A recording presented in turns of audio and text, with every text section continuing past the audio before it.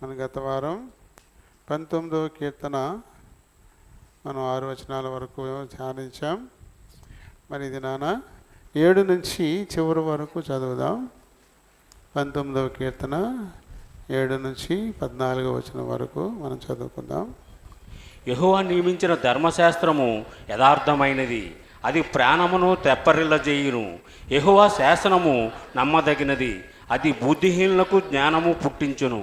యెహోవా ఉపదేశములు నిర్దోషమైనవి, అవి హృదయమును సంతోషపరుచును. యెహోవా ఏర్పరిచిన ధర్మము నిర్మలమైనది, అది కన్నులకు వెలుగిచ్చును. యెహోవా యందైన భయము పవిత్రమైనది, అది నిత్యము నిలుచును. యెహోవా న్యాయవిధులు సత్యమైనవి, అవి కేవలము న్యాయమైనవి. అవి బంగారు కంటెను, విస్తారమైన మేలిమి బంగారు కంటెను కోరదగినవి. తేనె కంటెను, జుంటె తేనె దారల కంటెను మధురమైనవి. వాటి వలన నీ సేవకుడు హెచ్చరిక నొందును. వాటిని గైకొనుట వలన గొప్ప లాభము కలుగును. తన పొరపాట్లు కొనుగోలువాడెవడు? నేను రహస్యంగా చేసిన తప్పులు క్షమించి నన్ను నిర్దోషినిగా తీర్చుము. దురవమాన పాపములో పడకుండా నీ సేవకుని ఆపుము, వాటిని నన్ను ఏలనీయకము. అప్పుడు నేను యథార్థవంతుడినై అధిక ద్రోహము చేయకుండా నిందారహితుడు నగుదును. యెహోవా నా ఆశ్రయ దుర్గమ, నా విమోచకుడా, నా నోటి మాటలను నా హృదయ ధ్యానమును నీ దృష్టికి అంగీకారములగునుగాక. ఆమెన్. దేవుడి పరిశుద్ధ వాక్యం దీవించునుగాక. ఆమెన్. ప్రార్థన చేసుకుందండి. పరిశుద్ధుడ ప్రేమ నమ్మకం కలిగిన మా ప్రియపేర్లో తండ్రి, మీ పరిశుద్ధమైన పాదులు బట్టి ప్రార్థిస్తున్నాం నాయన. గత పునరుద్ధాన దినం నుండి పునరుద్ధరణ దినం వరకు నన్ను మమ్మల్ని అందరినీ మీ సజీవన రెక్కల చాటును పదిలిపరిచి నీ ప్రేమ ఎంతో గొప్పది నాయన. నాకంటే ఘనులు మహోన్నతులు అనేక మంది లోకముని విడిచిపెట్టి వెళ్ళిపోయారు. కేవలం నీ కృప, నీ ప్రేమ, శాశ్వతమైన ప్రేమతో మమ్మల్ని ప్రేమించి ప్రభా మీ యొక్క కృప నా ఏడల మా ఏడల హెచ్చుగా ఉంచి నీ సన్నిధిలో ఈ రీతిగా నాయన మేము చేర్చిన నీ ప్రేమ ఎంతో గొప్పది. మీ యొక్క అమూల్యమైన ప్రేమకు వెలకట్టలే నీ ప్రేమకు వందనాలు, స్తోత్రాలు. కూడి వచ్చిన బిడ్డలందరినీ జ్ఞాపకం చేసుకోండి. ఈ దినము నాయన చదవబడిన లేఖన భాగాలు బట్టి వందనాలు, కీర్తనలు 19:7 నుండి నాయన 14 వచ్చిన వరకు ప్రభా చదవబడిన వాక్య భాగాలు ఇది నా కొరకు మా కొరకు ప్రభా మీరు ఏమైతే నీ దాసుల ద్వారా మాకు తెలియచేస్తున్నారో ప్రతి ఒక్కరు హృదయాలు తెరవచేయండి నాయన. ప్రతి వారు వినుటకు వేగిరపడేవారుగా నీ బిడ్డలు జ్ఞాపకం చేసుకోమని అడుగుచూ ప్రార్థిస్తున్నాను తండ్రి. మీ బీడు భూములను దున్నండి అంటున్నావు తండ్రి. నాయన మా హృదయము బీడు బారిపోయి ఉందేమో, ఒకవేళ మేము ఆచారంగా సంప్రదాయంగా నీ సన్నిధికి వచ్చామేమో నాయన, నీ యొక్క వాక్యం ద్వారా మేము సరి చేసుకోవడానికి నాయన నీ కృపను చూపించమని అడుగుచూ ప్రార్థిస్తున్నాను తండ్రి. ఇది పరిశుద్ధమైన విశ్రాంతి దినము కాబట్టి నేను వచ్చిన వారెల్లా కూడా ప్రభా ఈ యొక్క విశ్రాంతి దినాన్ని ప్రభా నాయన నేను ఆత్మతో సత్యంతో ఆరాధించేలాగా ప్రతి వారి మనోనేత్రాలను కూడా వెలిగించమని అడుగుచూ ప్రార్థిస్తున్నాను తండ్రి. నీ దాసుని ప్రభా నీ యొక్క శక్తితో, బలముతో, జ్ఞానముతో ప్రతి ఒక్కరికి కావలసిన ఆత్మీయ సత్యాలు ప్రభా నీ బిడ్డ ద్వారా మాకు అనుగ్రహిస్తున్నందుకు మీకే స్తుతి ఘనత ఆరోపించుకుంటూ నన్ను మమ్మల్ని అందరినీ ప్రేమగల స్థలకు అప్పగిస్తూ యేసయ్య పరిశుద్ధ నామములో అతి వినయంగా బ్రతిమలాడి వేడుకుంటూ ప్రార్థిస్తున్నాను తండ్రి. ఆమేన్. Praise the lord. ప్రభునామలందరి వందనాలు. దేవుడి తన ఉచితమైన కృపను బట్టి మన జీవితాల్లో మరి యొక్క పునరుత్థాన దినాన్ని ఆయన పాద సన్నిధిని గడిపేందుకు మనకు అనుగ్రహించారు. ఆయన గురించి పాడి మహిమపరిచేందుకు ఆయన లేఖనాన్ని ధ్యానించుకుని ఆత్మీయ స్థితిగతులను పరీక్షించుకునేందుకు, ఆరాధించేందుకు దేవుడు మనకిచ్చినటువంటి సమయాన్ని బట్టి దేవునికి వందనస్తులమై ఉన్నాం. ఇంకో చిన్న పాట మనం పాడదాము. ఇది 126వ కీర్తన ఆధారం చేసుకుని రాయబడిన కీర్తన. ఇది సియోనుకు తిరిగి.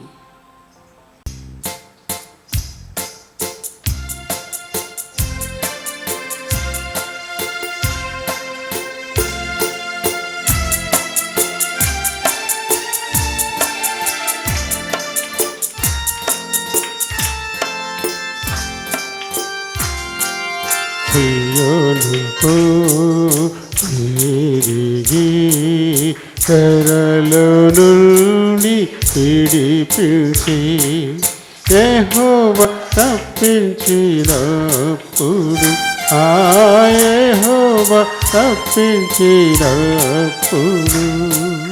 మనము కలగన్నా వరివలే చూటిని నోటి నిండా నవ్వుండెను ఆ నోటి నిండా నవ్వుండెను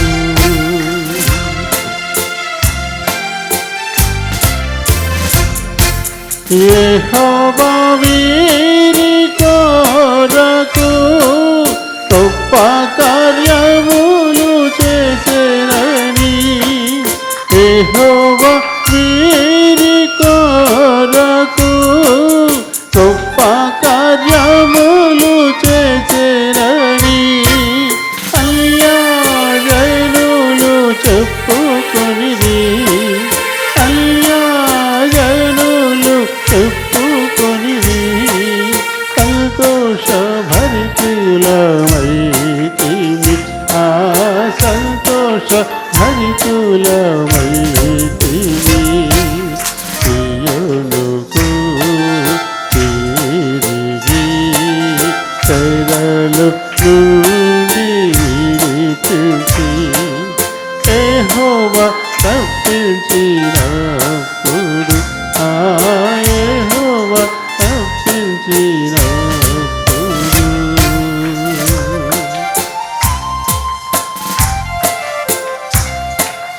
దక్షిణ దేశమునందు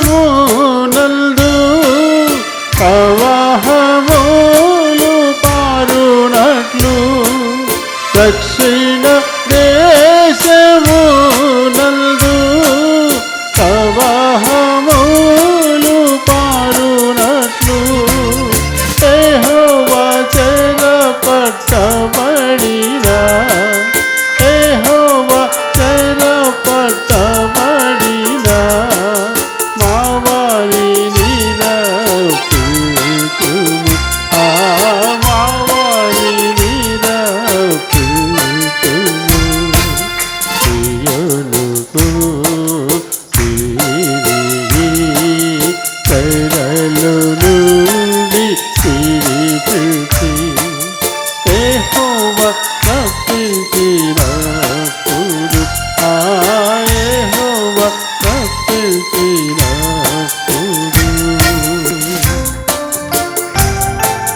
కన్నీటితో పిడికెడు విత్తనములు విత్తువారు కన్నీటితో పిడికెడు విత్తనములు విత్తువారు సంతోషగానముతో పల్కరు సంతోషగానముతో పల్కరు యుక్త కాలములకు చేరరు చేరరు సియోనుకు తిరిగి చెరలు నుండి విడిపించి యెహోవా తప్పించినప్పుడు యెహోవా తప్పించినప్పుడు మనము కలగన్నా వరివలే కూర్చుని తోటి నిండా నవ్వుండెను ఆ తోటి నిండా నవ్వుండెను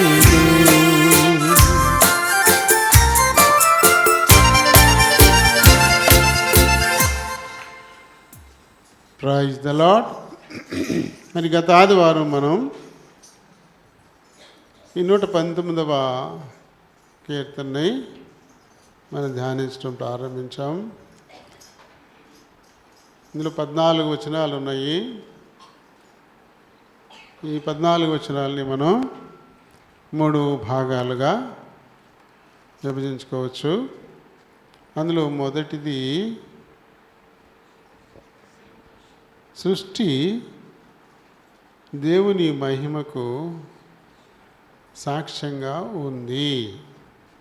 అది 1 నుంచి 6 వచనాలు. 7 నుంచి 11 వచనాల్లో దేవుని ఉపదేశం ఉంది. ఆయన మనకిచ్చిన ఉపదేశం ఉంది. ఆ తర్వాత 12 నుంచి 14 వచనాల్లో పాపానికి దూరంగా ఉండి సృష్టికర్తకు ఆనందాన్ని కలిగించేలా మనం ఉండాలి అనేటువంటి ఒక ఉపదేశం లాంటిది అది కూడా. ఇలా 3 విభాగాలుగా మనకి కనబడతాం. మొదటిది ఏంటి? మన 6 వచనాలు మనం ధ్యానించాము. యావత్ సృష్టి కూడా సృష్టికర్త అయినటువంటి దేవుని మహిమకు అది సాక్ష్యంగా ఉంది. ఆ సృష్టిలో మనము ఉన్నాం కదా, మనల్ని కూడా సృజించాడు కదా. మరి ఆకాశం ఆయన గురించి సాక్ష్యం ఇస్తోంది, లేకపోతే నక్షత్రాదులు సూర్యచంద్రులు ఆయన గురించి సాక్ష్యం ఇస్తూ ఉన్నాయి. మహా అగాధ సముద్ర జలాలు, అందులో ఉండేటువంటి మత్స్య జాతులు దేవుని మహిమకు సాక్ష్యంగా కనబడుతూ ఉన్నాయి. ఇంకా భూమి మీద కీకారణ్యాలు, అందులో ఉండేటువంటి క్రూరమైనటువంటి మృగాలు, సాధు జంతువులు, ఫలవృక్షాలు, ఇవన్నీ కూడా ఆయన ప్రేమకు సాక్ష్యంగానే ఉన్నాయి. మమ్మును కేవలం నీ కోసమే దేవుడు సృజించాడు. మేము నీ కోసమే ఉన్నాము. ఏ ఉద్దేశంతో దేవుడు మమ్మల్ని సృజించాడో ఆ ఉద్దేశాన్ని మేము నెరవేరుస్తూ ఆయన మహిమకు సాక్షార్థంగా మేము ఉన్నాము. మరి నీ సంగతి ఏంటి అని ఒక ప్రశ్న. మమ్మల్ని కేవలం పుట్టించునుగాక ఆగునుగాక అంటే వచ్చేసాం, కానీ నిన్ను అలా చేయలేదే. నిన్ను చాలా ఇష్టంగా చేశాడు, చాలా ప్రేమతో మక్కువతో చేశాడు. పరిశుద్ధమైనటువంటి ఆయన చేతులు నిన్ను చేయడం కోసం మట్టిలో పెట్టాడు. ఆ మట్టి తీసుకొచ్చి ఆయన పరిశుద్ధమైన చేతులతో దాన్ని బాగా పిసికి అందులో ఉండే రాయి, రప్ప, ఇసుక అన్నీ తీసి పారేసి, అలాగే ఆకులు, పుల్ల మొక్కలు, చెత్త చెదారం అంతా తీసేసి మనిషిని చేయడానికి వీలైనటువంటి ముద్దగా ఆ మట్టిని మార్చి, ఆ తదుపరి ఏ రూపంతో చేద్దామా అని అనుకుని తన రూపమే ఇచ్చి, తన పోలికే ఇచ్చి, తన ఆత్మను కూడా నీలో ఉంచాడు కదా. మరి నీ జన్మమే ఒక ప్రత్యేకం కదా. నీ జన్మ దేవుని దృష్టికి చాలా విలువైంది కదా. ఎంతో ప్రేమతో మక్కువతో ఆయన చేశాడు కదా. మరి అలాంటి నువ్వు ఆయనకి సాక్ష్యంగా ఉన్నావా? ఆయనకు సాక్ష్యంగా ఉన్నావా? ఆయన బల ప్రభావాలకు సాక్ష్యం ఆకాశ నక్షత్రాలను, ఆ విశ్వాన్ని చూసినప్పుడు what a great creator he is అండి. ఎంత గొప్ప సృష్టికర్త అయినా, ఎంత గొప్ప ఇంజనీర్ అయినా, ఎంత గొప్ప ఖగోళ శాస్త్రజ్ఞుడైనా, ఏది ఎక్కడ ఎలా ఎంత దూరంలో ఎంత ఆకారంతో ఉంచాలి, అలా ప్రతిదీ దానికి అక్షలు ఎలా తిరుగుతూ ఉండాలా, ఎంత బ్యాలెన్స్డ్. ఇవన్నీ సూర్యుడి చుట్టూ భూమి తిరుగుతూ ఉంటే, ఆ భూమి చుట్టూ మళ్ళీ చంద్రుడు తిరుగుతూ ఉంటే మనకు రాత్రి పగళ్ళు మనకి ఏర్పడుతూ ఉన్నాయి, ఋతువులు ఏర్పడుతూ ఉన్నాయి, అమావాస్య పౌర్ణమి ఏర్పడుతూ ఉన్నవి. వీటన్నిటినీ కూడా ఎంత ప్రణాళికబద్ధంగా నిర్మించాడు. ఇవన్నీ వాటి పని తూచా తప్పకుండా చేస్తూ ఉన్నాయి. భూమి తన చుట్టూ తాను తిరగడంలో సెకండ్లో 1000వ వంతు కూడా అది ఆలస్యం చేయట్లా. అలాగే సూర్యుని చుట్టూ తిరిగి రావడంలో కూడా అది ఒక్క నిమిషం కూడా ఆలస్యం చేయటంలా. అలాగే చంద్రుడు కూడా భూమి చుట్టూ తిరిగి వచ్చేటువంటి క్రమంలో తను కూడా ఆలస్యం చేయడంలా ఓ నెల రోజుల్లోనే అది భూమి చుట్టూ తిరుగుతోంది. చంద్రుడు భూమి చుట్టూ తిరగడానికి ఎంతకాలం పడుతుంది? ఎంత? ఓ నెలే. శుక్లపక్షం కృష్ణపక్షం అంటాం కదా, పక్షానికి 15 రోజులు. ఓ పక్షం అంతా అది శుక్లపక్షంలో మనకి వెలుగునిస్తూ కనపడతా ఉంటాడు. ఇంతగానో ఇంతగానో ఇంతగానో ఇంతగానో ఇంత అని, తర్వాత మళ్ళీ ఇంత ఇంత ఇంత. ఆ తర్వాత ఒక 15 రోజులు అసలు కనపడ్డావు, కృష్ణపక్షం చీకట్లో ఉంటాడు. అలా నెలలో 15 రోజులు మనకి వెలుగిచ్చే విధంగా వెలుగులోను, నెలలో 15 రోజులు మనకి ఎప్పటికీ కనపడకుండా ఉండేలా చీకట్లోను చంద్రుడు తన పని తాను చేసుకుంటూ వస్తా అన్నాడు. ఏ ఒక్కటి కూడా దేవుడు విధించిన విధి విధానాలను మీరి నడుచుకోవడం లేదు. తద్వారా దేవుని యొక్క బల ప్రభావాలను, ఆయన మహిమను అవి చాటి చెబుతూ ఉన్నాయి. వాటి సృష్టిలో ఆయన పెద్ద శ్రద్ధ తీసుకోలే, చాలా మక్కువతో చాలా ఇష్టంతో ఏది చేయలే వాటిని. కేవలం అవి అగునుగాక లేదా పుట్టించునుగాక ఇలాంటి మాటలు మాట్లాడితే అవన్నీ అయిపోయాయి.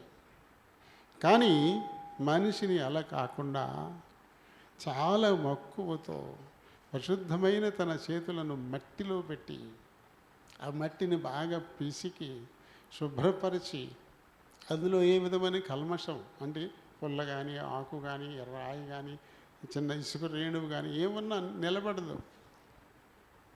అంత శుభ్రం చేసి తనకిష్టమైన తన రూపమే తన పోలికి ఇచ్చి తన ఆత్మను కూడా ఉంచి నిర్మించిన ఓ మనిషి, నువ్వు ఆయన గురించి సాక్ష్యం ఇస్తున్నావా?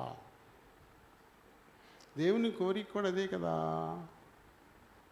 నా నిమిత్తము నేను నిర్మించిన నా జనులు నా మహిమను గురించి స్తోత్రం చేస్తారు.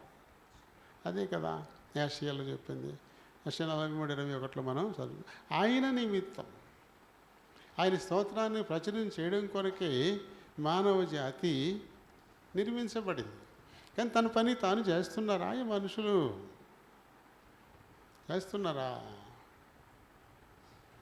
యెషయా కూడా అంటాడు కదా, ఇదిగో నేనును దేవుడు నాకు ఇచ్చిన పిల్లలను సీయోను కొండ మీద దేవుని మహత్కార్యాలకు మేము సూచనలుగా ఉన్నాము అని తను మట్టుకు ఆయన చెప్పుకోగలుగుతా ఉన్నాడు.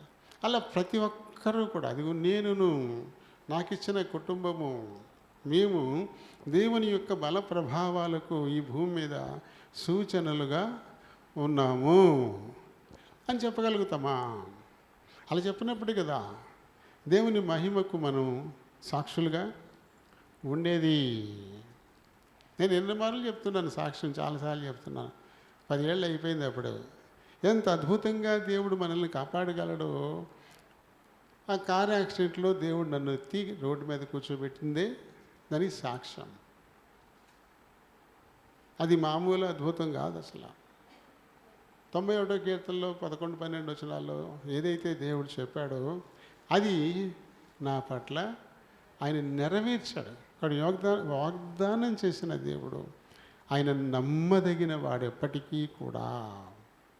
అలాగే నేను స్వస్థపరచు యెహోవాను నేనే అని నిర్గమ 15:26లో చెప్పిన దాన్ని నా జీవితంలో దాన్ని కూడా నెరవేర్చాడు. ప్రేతమైన లోతైన గాయాలైపోయినటువంటి వాడిని ఒక 15 రోజుల్లోనే అన్నీ కూడా లోపల నుంచి పెరుగుకుంటూ వచ్చి పూడిపోయాయి. కుట్లు వేయాలి, అంత దారుణమైన గాయాలు, కుట్లు వేయడానికి వీలు లేని పరిస్థితి. అలాంటప్పుడు ఈ గుంట పొడుకుంటూ పెరుగుకుంటూ రావాలని చాలా టైం పట్టేస్తుంది. ఆ గాయం మాంది గమ్మని. కుట్లు ఎందుకు వేస్తారనుకుంటున్నారు? గాయం తొందరగా మానిపోవడానికి, తొందరగా అతుక్కుపోద్ది, తొందరగా మాడిపోద్ది. కుట్టు అయిపోతే ఏమవుతుందంటే లోపల నుంచి మాంసం పెరుగుకుంటూ రావాలి. ఎంతైతే పోయిందో అదంతా మళ్ళీ పెరుగుకుంటూ వచ్చి పైన లెవెల్ అవ్వాలి. అలా పోవడానికి చాలా టైం పట్టేస్తుంది. అందుకని ఏం చేస్తారు? కుట్లేస్తారు. కానీ కుట్లు వేయడానికి వీలు లేని పరిస్థితి, అంతగా విడిపోయి అలా ఊర్చేసింది. అటువంటి లోతైన గాయాలు కూడా ఒక్క 15 రోజుల్లోనే అలాగే దాదాపు 260 షుగర్ ఉన్నటువంటి టైంలో కూడా అంత వేగమైనటువంటి స్వస్థతనిచ్చి నీగో స్వస్థపరిచి యెహోవాను నేనే, యెహోవా రఫీకా అనేటువంటి నామాన్ని ప్రకటించినటువంటి దేవుడు. అందుకు నేనే సాక్ష్యంగా ఉన్నాను. నీతో కలహించే వారిని నువ్వు ఎదుగుతావు కానీ నువ్వు కనుగొనలేకపోతావు అని ఇచ్చిన వాగ్దానం నా పట్ల ఆయన నెరవేర్చి చూపించాడు. ఆ వాగ్దానం నెరవేర్పు నాకు బాధ కలిగించేది. ఎందుకంటే నా తోబుట్టువులు విశ్రాంతిలోకి వెళ్ళిపోయారు. కలహించింది వాళ్ళే. అది దేవుని చిత్తం అంతే. అలానే ప్రతి విషయంలోనూ కూడా దేవుని మహత్కార్యాలకు మనం ఈ భూమి మీద సాక్షులుగా ఉండాలి. అలా మనం సాక్షులుగా ఉండాలి. దేవుని మహిమను ఈ లోకంలో వెల్లడి చేయడానికి ఈ భూమి మీద మనం సాక్షులుగా ఉండాలి. ఆయన అపొస్తలుల కార్యాలు 1వ అధ్యాయంలో ఆయన ఆరోహణుడు వెళ్ళిపోయేటప్పుడు శిష్యులతో ఏం చెప్పాడు? ఆయన యెరూషలేము యూదయ ప్రాంతాల్లోనూ సమరయ దేశాల్లోనూ భూదిగంతముల వరకు నాకు మీరు సాక్షులై. దేవుడు మన నుంచి వెళ్ళిపోతూ కోరిన కోరిక అది. ఆయన ఆరోహణుడే వెళ్ళిపోతూ చివరిగా కోరిన కోరిక ఏమిటంటే ఆయనకి మనం సాక్షులుగా ఉండాలి. సాక్షులుగా ఉండాలి.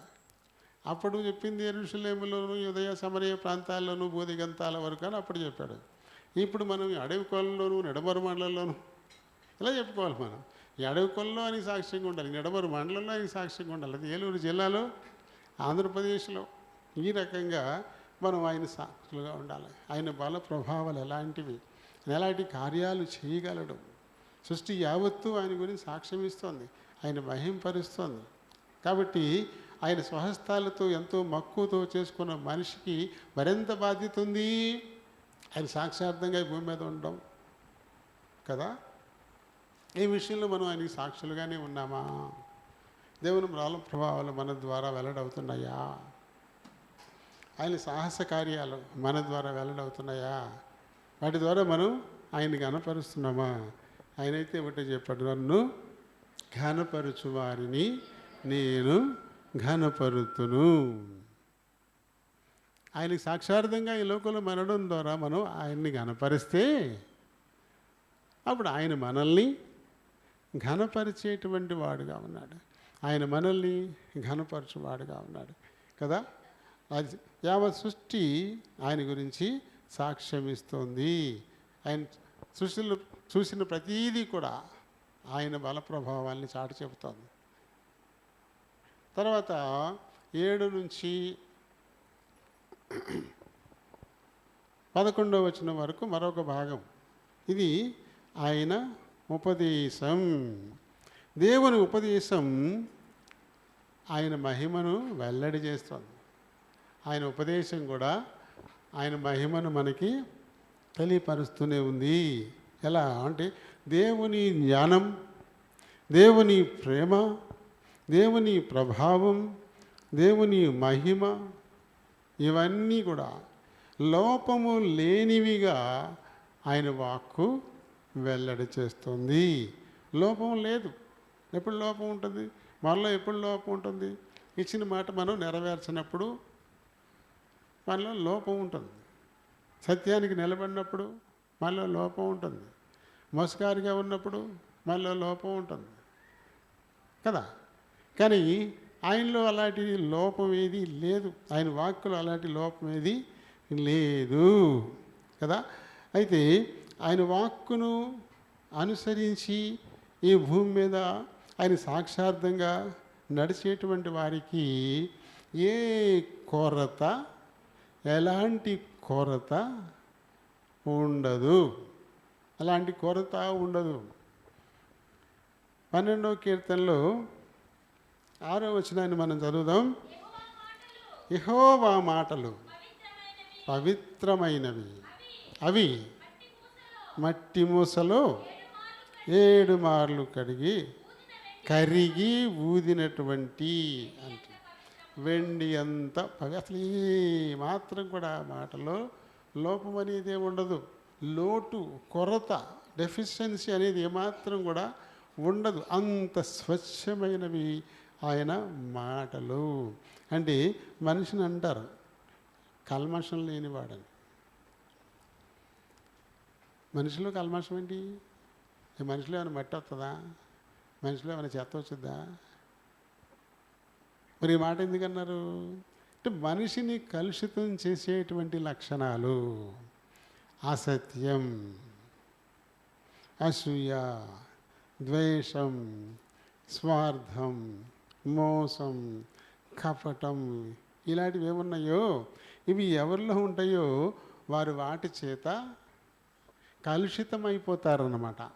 వాటి చేత కలుషితమైపోతారు. కానీ దేవుని మాట అది కల్మషం లేనిది కాబట్టి అది ఎవరి హృదయంలో నిలబడుతుందో అది వారిని కూడా కల్మషం లేని వారుగా, ఏ విధమైనటువంటి లోటు లేని వారుగా చేయడానికి అది చాలినటువంటి వాక్కు. అది ఎవరు హృదయపూర్వకంగా ఆ వాక్కును తన హృదయంలో ఉంచుకుంటారో వారికి మాత్రమే అది. మనకు గుర్తే కదా 119వ కీర్తనలో 11వ వచనంలో కీర్తనకారుడు ఏం చెప్తాడు? నీ ఎదుట నేను పాపము చేయకుండునట్లు నా హృదయములో నీ వాక్యమును ఉంచుకొని ఉన్నాను అంటాడు. అంటే ఎవరి హృదయంలో దేవుని వాక్కు ఉంటుందో వారిలో లోపం ఉండదు, వారిలో కల్మషం ఉండదు, వారిలో పాపం అనేది ఉండదు. అలా చేయడానికి చాలినటువంటిది దేవుని వాక్కు. 18వ కీర్తన 30వ వచనం చదువుదాం. దేవుడు యథార్థవంతుడు, యెహోవా వాక్కు అది నిర్మలం. చూడండి, ఆయన వాక్కు నిర్మలం అంటే ఏమాత్రం కల్మషం లేనటువంటిది అని అర్థం కదా. అంత యథార్థవంతుడైనటువంటి దేవుని వాక్కు కల్మషం లేనటువంటిది. అందులో కొట్టేయడానికి అసలు ఏమీ లేదు, తీసి పారేయడానికి అసలు ఏమీ లేదు అంటాడు యేసు ప్రభు. మత్తయి సువార్త 5:17-18లో ధర్మశాస్త్రమునైనను ప్రవక్తల వచనాలైనను కొట్టివేయడానికి నేను రాలేదు. ఇందులో కొట్టేయడానికి ఏమీ లేదు. అందులో వ్యర్థమైనదంటూ ఏది కూడా లేదు. అందులో కల్మషం ఏమీ లేదు, పనికిరాందంటూ ఏమీ లేదు. అది లోపం లేనటువంటి వాక్ అది. కాబట్టి దాన్ని తూచా తప్పకుండా నేను నెరవేర్చేందుకు వచ్చాను తప్ప ఇది పనికిరాదు, ఇది వద్దు అని తీసి పాడేందుకు అందులో ఏమీ లేదని సాక్షాత్తు యేసు ప్రభువే చెప్పినటువంటి మాటను మనం అక్కడ చూస్తాం కదా.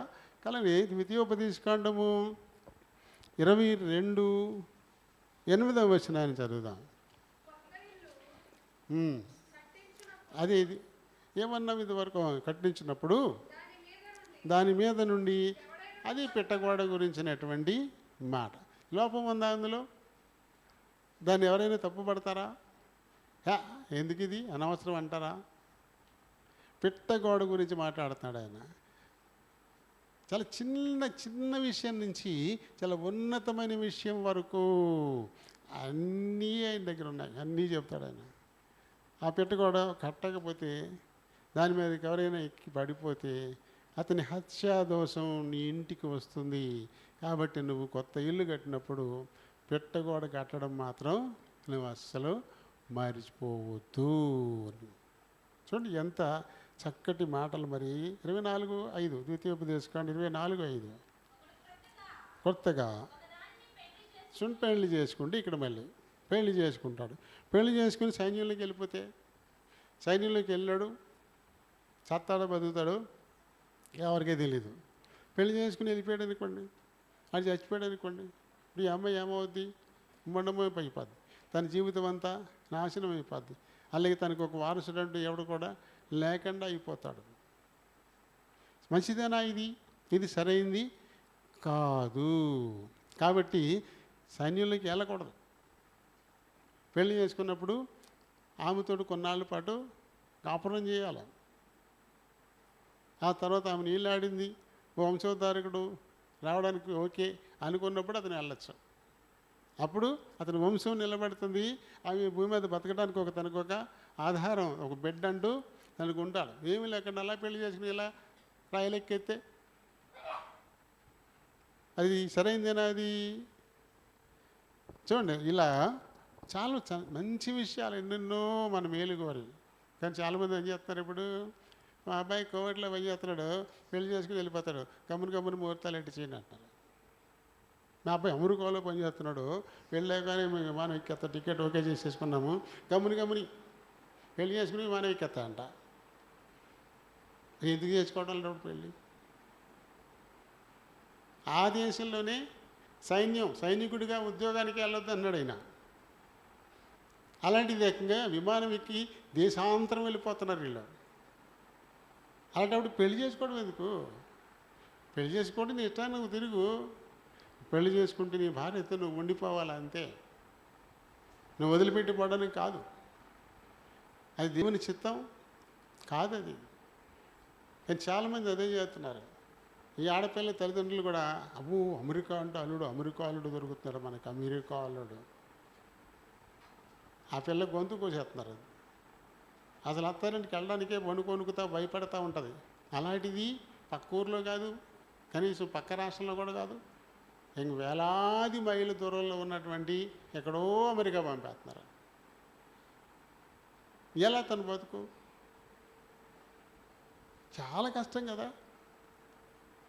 ఇవన్నీ తల్లిదండ్రులు తీసుకుంటున్న తప్పు నిర్ణయాలు.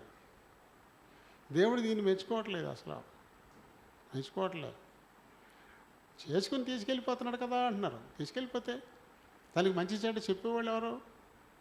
కొత్త కాపురం కదా, తనకి ఎలా ఇల్లు చక్క పెట్టుకోవాలి తనకి తెలుసా? అతనేమో జాబ్కి వెళ్ళిపోతారు పొద్దున్న లేచి, మళ్ళీ తిరిగి వచ్చేదాకా ఆ ఇంట్లో తనకు మాట్లాడేవాడు ఉండడు. ఆ ఇంట్లో పడి అలా జైలు అనమాట. అది అతను వచ్చేదాకా జైలు. ఏమో రేణింపు. మన పాప ఒక అమ్మాయి వెళ్ళింది, ఖతర్ వెళ్ళింది. ఇప్పుడు ఆ ఖతరు ఆ గదిలో జైలు గదిలో ఉన్నట్టు ఉంటుందంట. ఆయన వెళ్ళిపోతారు పొద్దున్నే అంకులు, మళ్ళీ ఎప్పుడు రాత్రికి వస్తారు, అప్పుడు దాకా ఆ ఇంట్లో కొరుగు నీళ్ళగా అలా ఉండాల్సి వస్తుంది. ఎవరు కూడా మాట్లాడరు, ఎవరి గదులు ఎవరి ఇంట్లో వాళ్ళు తలుపెట్టేసుకుని లోన ఉండిపోతారు అంతే. అసలు మాట మంచి ఉండదు. ఎప్పుడైనా పై రూఫ్ మీద బట్టలు ఆరేయడానికి వస్తారు, అలా వచ్చేసి నవ్వు వెళ్ళిపోతారు అంతే తప్ప మాట మంచి అస్సలు ఉండదు. అంటే ఇప్పుడు ఏమైంది? అప్పుడు పిల్లల్ని తీసుకెళ్ళి జైల్లో పెట్టినట్టే కదా. పొద్దున్న వెళ్ళిపోతారు అబ్బాయి డ్యూటీకి, ఈ అమ్మాయి తను వచ్చేదాకా ఆ గదిలోనే బందీలాగా ఉండిపోవాల్సి వస్తుంది. ఎందుకలా మరి? ఇంకెలా వీళ్ళు సంతోషించేది, ఎలా ఆనందించేది, ఎలా తన కాపురాన్ని తను కట్టుకుంటుంది పద్ధతిగా? పెద్దల కనుసన్నల్లో వారి యొక్క జీవితాన్ని కట్టుకోవాలి. వాళ్ళకి మంచి చెడ్డ చెప్పేవాళ్ళు ఉండాలి, వాళ్ళకి ఆదరించే వాళ్ళు ఉండాలి, ధైర్యం చెప్పేవాళ్ళు ఉండాలి. వీళ్ళెవ్వరూ లేకుండా తీసుకెళ్ళి సిటీలోనే పెట్టాం కదా, సిటీలో పెట్టిన దానికి ఎక్కడో తీసుకెళ్ళి ద్వీపంలో పెట్టిన దానికి ఏంటి తేడా? ఆ సిటీలోనే ఉన్నాయా, పక్క పార్ట్నర్ కూడా తలుపు తీసి మాట్లాడరు. అక్కడ ఉన్న ఒకటి, మనుషులు లేని ద్వీపంలో ఉన్న ఒకటి కదా. ఏముంది? ఏమైపోయినా సరే పట్టించుకోరు, ఏమీ తెలియదు. అంత భయంకరమైన పరిస్థితి. అలా ఉండకూడదు. నిజంగా చూడండి, వైవాహిక జీవితం, కుటుంబ జీవితం, దానికి ఎంత ప్రాధాన్యత దేవుడు ఇస్తున్నాడో. ఒక్కటే కొట్టేయడానికి అస్సలు లేదు. ఇందులో ఇంకో తప్పు కూడా కనపడుతుంది. మీరు ఫలించండి, వృద్ధి పొందండి అంటారు. విదేశాలకు వెళ్ళిన తర్వాత ఇక్కడ పిల్లలు తెల్లాక మనకని చెప్పేసి పిల్లల్ని పుట్టనివ్వట్లా. ఎన్నాళ్ళున్నా అక్కడే ఉండిపోతారు, పిల్ల పీసీ లేకుండా ఉండిపోతారు. కొన్నాళ్ళు అయిన తర్వాత క్రమం ఆగిపోద్ది. తర్వాత నువ్వు బిడ్డ కావాలన్నా ఏమో ఇస్తానంటే వద్దన్నావు, ఇస్తానంటే వద్దన్నావు. రాకుండా ఉండడానికి రకరకాల మార్గాలు, పొరపాటున వచ్చేస్తే ఆ పిండాన్ని చంపేటువంటి మార్గాలు. మాకు ఇప్పుడు బిడ్డ వద్దు అని చెప్పేసి. ఎంత దారుణం అది. నేను చెప్పాను ఇంతవరకు. డేవిడ్ గ్రీన్ అనేటువంటి ఆయన అమెరికాలో హాబీ లాబీ అనేటువంటి డిపార్ట్మెంట్ స్టోర్సు ఆయన మాల్స్ నడిపాడు. చాలా విస్తారంగా ఉన్నాయి ఆయన మాల్స్. చాలా భక్తి కలిగినటువంటి కుటుంబం. అమెరికాలో హాబీ లాబీ మాల్స్ అంటే చాలా ప్రఖ్యాతి చెందినటువంటివి అన్నమాట. ఆ 1941లోనే పుట్టాడు ఆయన డేవిడ్ గ్రీన్. అంటే ప్రజెంట్ ఇంకా వృద్ధుడైపోయి బతికే ఉన్నాడు. అమెరికా ప్రభుత్వం ఏం చేసింది, గర్భ నిరోధక మాత్రలు అమ్మాలి ప్రతి మాల్లోనని ఒక చట్టం చేసిందంట. మాల్స్ అంటే అందులోనూ మెడికల్స్ ఉంటాయి, అందులోనూ బట్టలు ఉంటాయి, అందులోనూ కిరాణా ఉంటాయి, అన్నీ ఉంటాయి అందులో. మాల్ అనే దాంట్లో ఇప్పుడు మెడికల్ స్టోర్ అనుకోండి, మెడికల్సే ఉంటాయి. కిరాణా అనుకోండి, కిరాణాయే ఉంటాయి. క్లాత్ స్టోర్స్ అంటే బట్టలే ఉంటాయి. కానీ మాల్స్లో ఇవన్నీ ఉంటాయి. అదే మాల్ అంటే. డీమార్ట్ కదా, రిలయన్స్, ఇవన్నీ మార్ట్సే, సిఎంఆర్, అన్ని రకాలే ఉంటాయి అన్నమాట అక్కడ. అలాంటిది ఈ హాబీ లాబీ అనేటువంటి ఒక మాల్. అయితే ప్రభుత్వం ఏం చేసిందంట, ప్రతి స్టోర్స్లో కూడా ఒకవేళ కడుపు వస్తే అది అబార్షన్ అయిపోవడానికి మందులు అవి అమ్మాలి. పెళ్ళి కాకుండానే పిల్లలు పాడైపోకుండా ఏం జాగ్రత్తలు తీసుకోలేదు కానీ అక్కడ పెళ్ళి కాకుండా పిల్లలు కనకుండా ఉండడానికి మటుకు ప్రతి స్టోర్లోనూ ఈ మందులు అమ్మాలి అని చట్టం చేసిందంట. అయితే ఆయన నేను అమ్మను,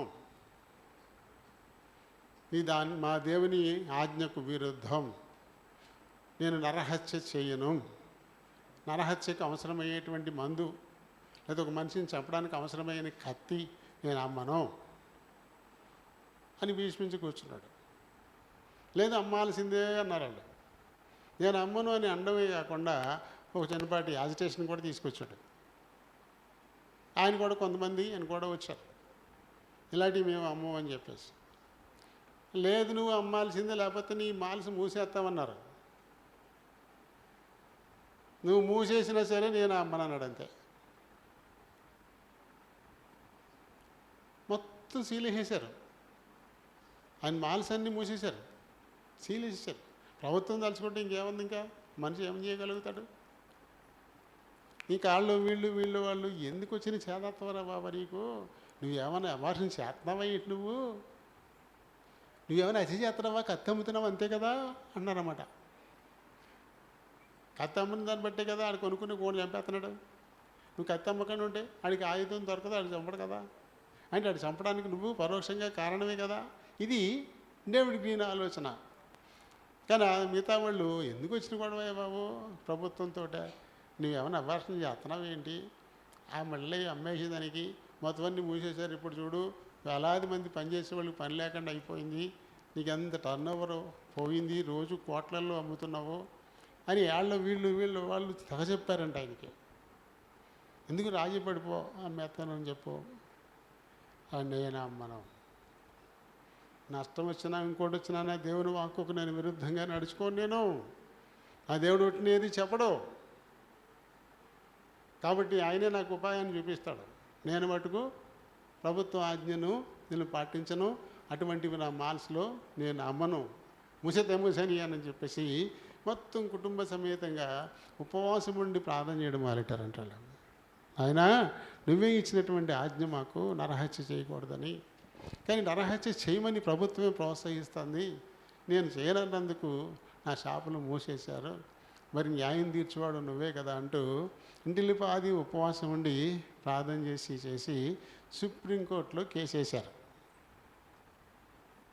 ముందు దేవుడిని అడిగి ఉపవాసం ఉండి ప్రార్థన చేసి అప్పుడు సుప్రీంకోర్టులో కేసు వేశారు. ఎన్నో వాదోపవాదాలు జరిగాయి. ప్రభుత్వాజ్ఞను ధిక్కరించాడు ఈయన కాబట్టి మూసాడు, న్యాయమే అని వాదించే వాళ్ళు ఉంటారు. నిజంగా కోర్టులో న్యాయం దొరుకుతుందా? కోర్టులో సగమే న్యాయం, సగం అన్యాయమే కదా. ప్రాసిక్యూటర్ ఉంటాడు, డిఫెన్స్ ఉంటాడు, ఇద్దరు ఉంటారు. ఒకడు తప్పు చేశాడు అంటుంటే ఒకడు తప్పు చేయలేదు అంటుంటాడు, ఒకడు హత్య చేశాడు అంటుంటే ఒకడు హత్య చేయలేదు అంటుంటాడు. ఎక్కడ న్యాయం నాకు అర్థం కాదు. ఈ కోర్టులో ఎక్కడ న్యాయం దొరుకుతుంది? మరి ఈ అన్యాయం తరపున వాదించే లాయర్లు ఏం చేస్తున్నారు? వాళ్ళు న్యాయాన్ని కల్పిస్తున్నారా? సరేలేండి, మొత్తం మీద ఎలాంటి వాదనలన్నీ అమెరికా సుప్రీంకోర్టులో చాలా గట్టిగానే జరిగాయంట. జరిగిన తర్వాత సుప్రీంకోర్టు ఏం తీర్పిచ్చిందంటే అది తన షాపు, ఏమి అమ్మాలి ఏమి అమ్మకూడదు. ఇప్పుడు నేను బియ్యం అమ్మను అంటే నేరం. ఎందుకంటే అవి మనిషిని బతికిస్తున్నాయి. అది నువ్వు అమ్ముతాయి కొనుక్కుని బతుకుతాడు వాడు. నువ్వు అమ్మకుండా నువ్వు వచ్చి చేస్తున్నావు కాబట్టి నువ్వు బియ్యం అమ్మనంటే తప్పు అనొచ్చు. కానీ నువ్వు కత్తి అమ్మకపోతే తప్పు అంటే ఎలాగా? కానీ కత్తి నేను అమ్మను, కత్తితో చంపుకుంటానన్నాడు. అలాగే ఓ ప్రాణం తీసేసేటువంటి పిల్లలు అమ్మనన్నటువంటి అది అతని ఇష్టం. అది తన ఇష్టానికి విరుద్ధంగా నువ్వు అమ్మాల్సిందే అని చెప్పేసి ఎలా నువ్వు ఆజ్ఞిస్తావు? ఎలా షాపులు నువ్వు మూసేస్తావు? కుదరదు. ఆయన షాపులన్నీ తెరిపించేయండి. ఎప్పుడు మీరు మూసేశారో అప్పటి నుంచి ఎప్పటి వరకు ప్రతిరోజు ఎంత టర్నోవర్ వస్తుందో, అతను ఎంత నష్టపోయాడో ఆ నష్టమంతా కూడా అతనికి మీరు చెల్లించండి అని చెప్పేసి ఆ సుప్రీంకోర్టు ప్రభుత్వానికి ఆదేశాలు ఇచ్చింది. డేవిడ్ గ్రీన్ తరపున తీర్పు వచ్చింది. ఆయన కరెక్టు. తను నువ్వు తప్పుదారి పట్టించడానికి వీల్లేదు. అతనికి ఇష్టం లేని పని నువ్వు చేయించకూడదు. ఇలాంటివి నువ్వు చేయించకూడదు. చేయలేదని చెప్పేసి షాపులు మూసేయడం ఏంటి? అసలు నువ్వు ఎన్నాళ్ళు ఎంత నష్టం వచ్చింది, ఎన్ని కోట్ల డాలర్ల నష్టం వచ్చిందో ఈ నష్టమంతా మీరు చెల్లించాలంతే డేవిడ్ గ్రీన్కి అని చెప్పేసి సుప్రీంకోర్టు తీర్పిచ్చింది. చూడండి ఎంత యథార్థంగా ఉన్నాడు డేవిడ్ గ్రీన్. నరహత్య చేయరాదు, అది దేవుని ఆజ్ఞ. 10 ఆజ్ఞల్లో అదొకటి. కాబట్టి నేను కడుపులో పిండం రూపొందిందంటే చాలు, అది ప్రాణమే. నాడి పట్టుకుని డబుల్ స్టాప్ 2 గుండెలు కొట్టుకున్న చప్పుడు వస్తుంటుంది నాడిలో. అది చూసే ఏం కంగారు పడక్కర్లేదు, అమ్మాయి నీళ్ళు పోసుకుంది అని చెప్తారు డాక్టర్ గారు. అంటే ఏంటి? 2 గుండెలు కొట్టుకుంటాయి కడుపులో. ఆమె గుండె కొట్టుకుంటుంది, లోపల ఉన్న పిండం గుండె కూడా కొట్టుకుంటుంది. గుండె కొట్టుకోవడం మొదలెట్టదని ప్రాణమే కదా అది. ఆ ప్రాణాన్ని మందేసి చెప్పేమంటారు.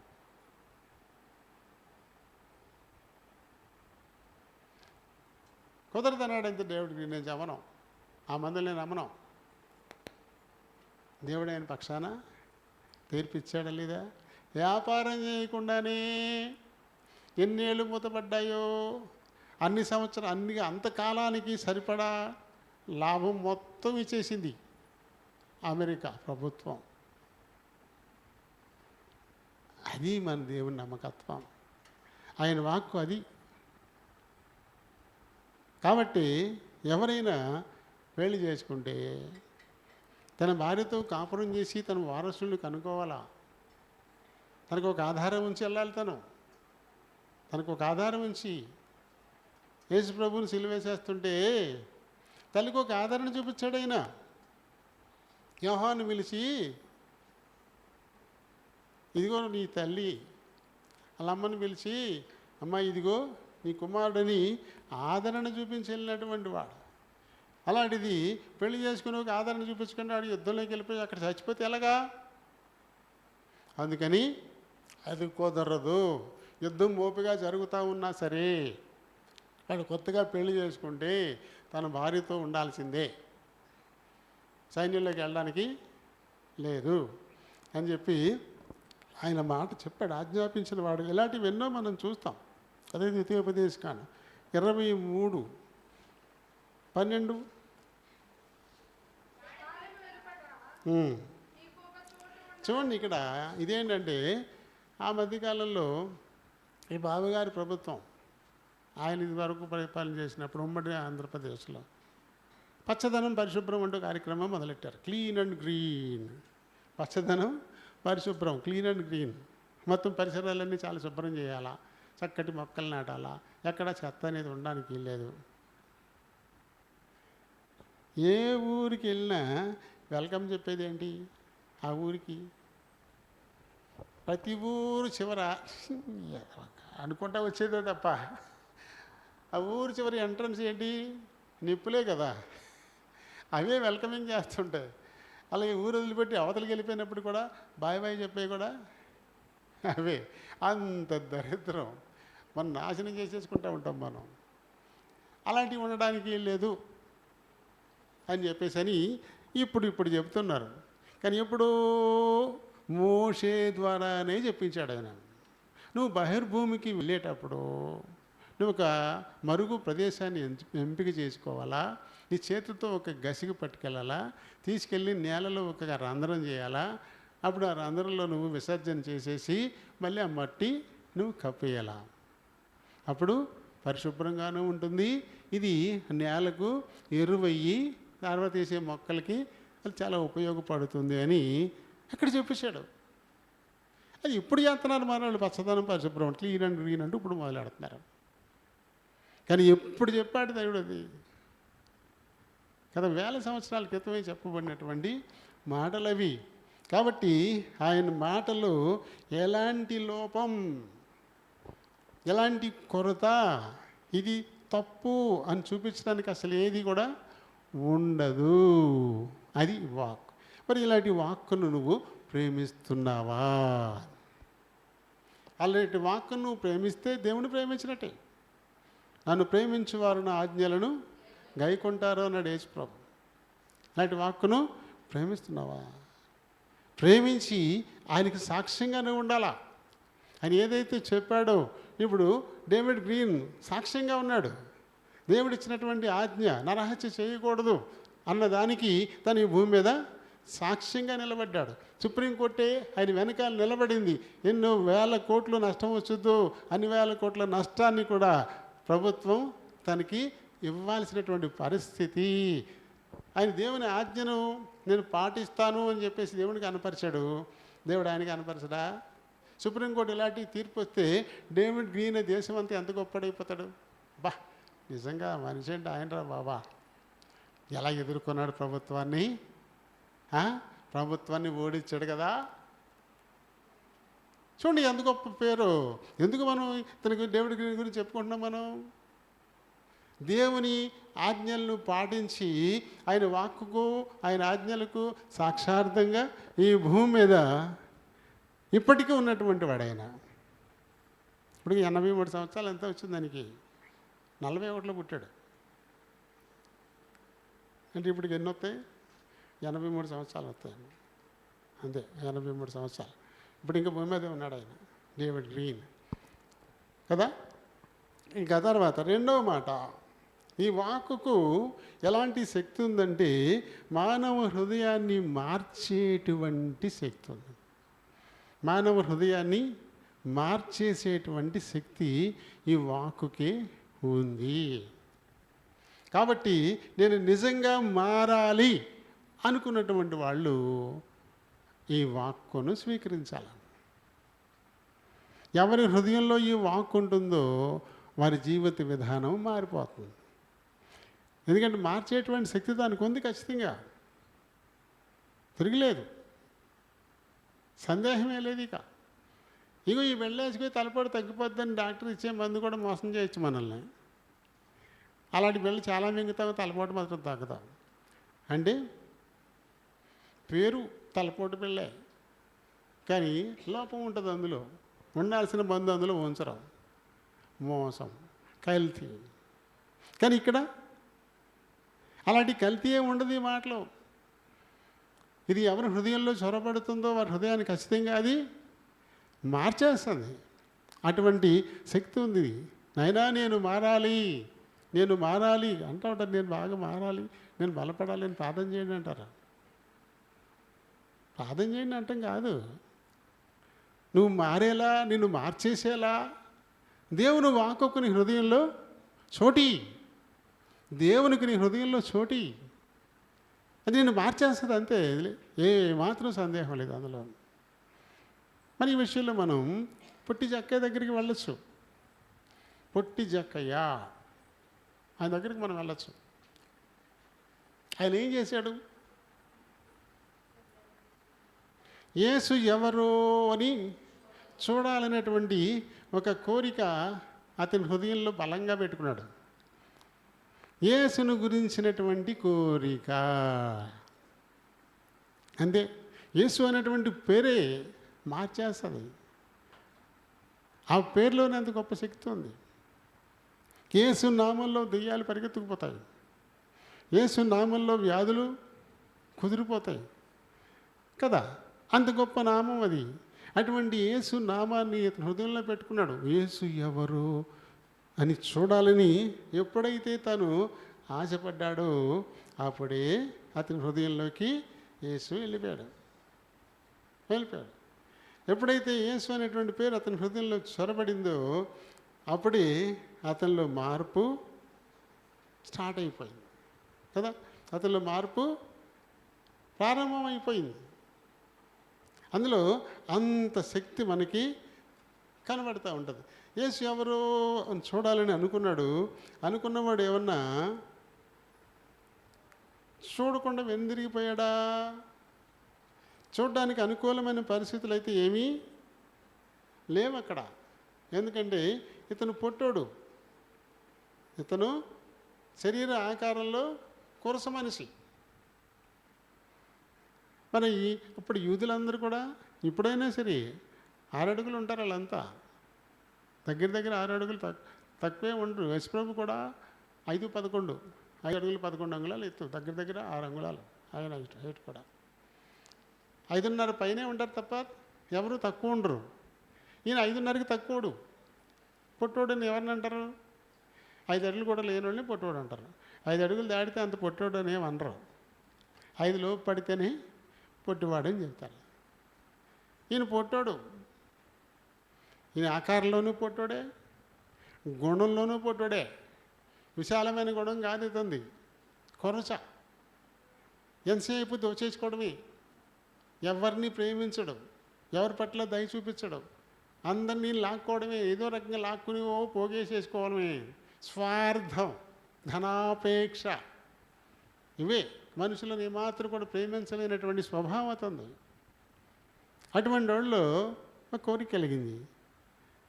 వినటం వల్ల యేసుక్రీస్తుని గురించినటువంటి ఆ మాటలు వినడం ద్వారా ఆయన ఏంటో చూడాలనే కోరిక అతనిలో పుట్టింది. వినుట వల్ల విశ్వాసం కలుగుతుంది, అది యేసుక్రీస్తుని గురించి అని చెప్పేసి పౌలు గారు చెప్తారు కదా. అలాగే ఇతనికి అలాంటి కోరిక కలిగింది. మన లూకా సువార్త 19వ అధ్యాయంలో ఉంటుంది ఈయన గురించి. అందులో 2వ వచనంలో ఏమంటారు చూడండి. ఈయన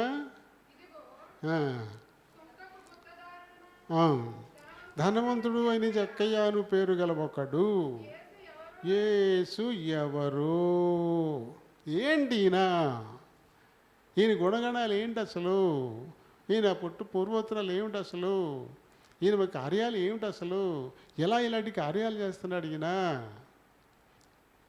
ఇవన్నీ విని ఆయన గురించి తెలుసుకోవాలా, ఆయన నేను చూడాలా అనేటువంటి కోరిక అతనిలో బలంగా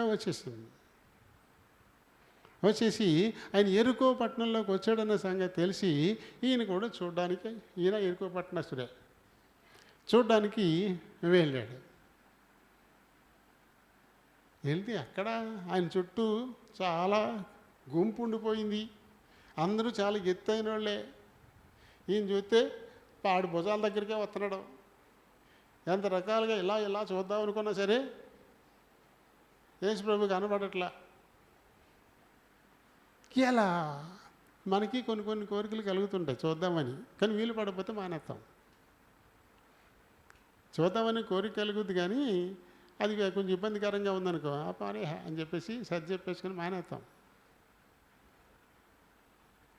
కదా. కొన్ని ఉంటాయి అలాగా. ఏదో కొందాం అనుకుంటాం, కానీ స్తోమత తక్కువగా ఉన్నప్పుడు వాళ్ళే అని మానేస్తాం. అని ఏదో రకంగా దీన్ని కొనేసేయాలి, అప్పు చేసేయాలని చెప్పేసి అనుకుంటామా? అలా అనుకోం, డ్రాప్ అయిపోతాం. నేను బీవర్లో డిగ్రీ చదువుకుంటున్నప్పుడు ఇందిరాగాంధీ వచ్చింది, డిఎన్ఆర్ కాలేజ్ గ్రౌండ్లో ఇందిరాగాంధీ వచ్చింది, మన ప్రధానమంత్రి గారు. నేను బీవర్లోనే ఉన్నా. అందరూ ఇందిరాగాంధీ చూద్దాం, ఇందిరాగాంధీ చూద్దామంటే బయటకెత్తున్నారు. ఆ గుంపులో ఆవిడని ఎక్కడ చూస్తాం మనం? అందులోకి వెళ్తే గెంటి పారేస్తారు అటు ఇటు. అని సెక్యూరిటీ ఎక్కడ చూసినా సెక్యూరిటీ, పోలీసులే గెంటి పారేస్తారు. ఎందుకు వచ్చే తెప్పలు ఆడుకుంటూ రేపు పొద్దున్న పేపర్లో ఏంటి చూడాలంటే అనుకుని బాగా నచ్చిన వెళ్ళే నేను చూడడానికి. భీమవరంలోనే ఉండి కూడా ఆవిడ చూడడానికి డిఎన్ఆర్ గ్రౌండ్లోకి నేను వెళ్ళా. ఈ గణపాలం జగన్ వచ్చినా చూడడానికి వెళ్ళా, వెళ్తే పవన్ కళ్యాణ్ వచ్చినా చూడడానికి చూస్తే బాగుండి అనిపిస్తుంది. కానీ అక్కడికి వచ్చే తిప్పలు బోల్డని ఉంటాయి. ఎందుకు వచ్చిన తిప్పలు మనకి ఏంటి చూసేటి మనకు వచ్చేది అని చెప్పేసి చూడటం వెళ్ళం, అలా ఆగిపోతుంటాం కొన్ని. ఈయనకి ఇబ్బందికరమైన పరిస్థితి వచ్చింది, ఏసుని చూడలేకపోతున్నాడు. చుట్టూ విపరీతమైన జనం, తొక్కిసలాట, గెంటులాట. ఈయన చూస్తే ఇంత ఉన్నాడు కాబట్టి డ్రాప్ అయిపోవాలా.